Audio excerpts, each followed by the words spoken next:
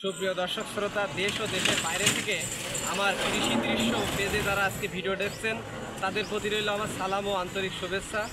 আজকে আপনাদেরকে জানাতে চলেছি এপি কালচার কি। এপি কালচার মূলত হলো মৌমাছি পালন। আর আজকে আপনাদেরকে দেখাবো প্রথমে কিভাবে মৌমাছি পালন করা যায়।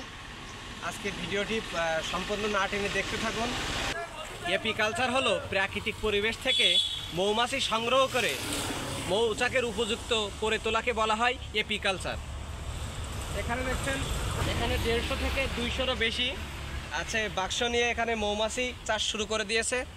সুপ্রিয় দর্শক শ্রোতা, এই মৌমাছি চাষ করতে গেলে আপনার প্রথমে লাগবে কাঠের বাক্স, আর অবশ্যই কিন্তু আপনার 2 থেকে 3 মাসের একটা ট্রেনিং করতে হবে, তারপরে এই এপি কালচার এই মৌমাছি চাষ করতে পারবেন।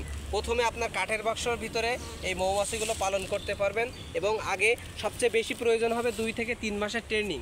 আর আপনার যেখানে এই ফুলের আছে, ফুলের সমারোহ বেশি, সেখানে কিন্তু এই মৌমাছিগুলো পালন করাই বেশি ভালো, কেননা সেই মাছে মধুগুলো, ফুলের মধুগুলো কিন্তু এই মৌমাছি সংগ্রহ করে এবং পরে যে আমাদের এই মৌমাছিগুলো মধু দেয়। আর আপনারা জানেন বর্তমানে কিন্তু এই মধুর ব্যাপক চাহিদা।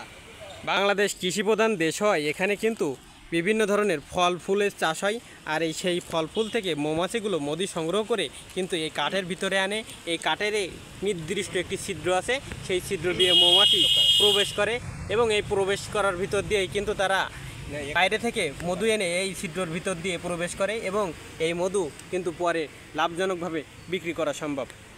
পবিত্র আল কুরআনেও কিন্তু মধুর কত উপকারিতা সেটা বলা হয়েছে।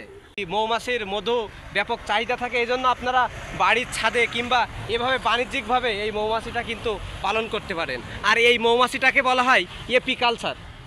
আর সবচেয়ে বড় বিষয়, এই মৌমাছিগুলো কিন্তু আমাদের পবিত্র কোরআনে বলা হচ্ছে যে এই মৌমাছি পালন বিদ্যায় হচ্ছে এমন একটা জিনিস, এই মধু এমন একটা জিনিস যা আমাদের শরীরে রোগ প্রতিরোধ ক্ষমতা বৃদ্ধি করে। আর এই মৌমাছিগুলো কিন্তু সেই কালো জিরা ফুলেরই মধু আনে।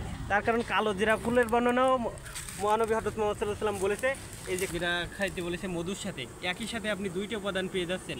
আর সবচাইতে বড় বিষয় যেটি আমি বলতে চাই, এই মৌমাছি পালন বিদ্যায় একটি লাভজনক বিদ্যা।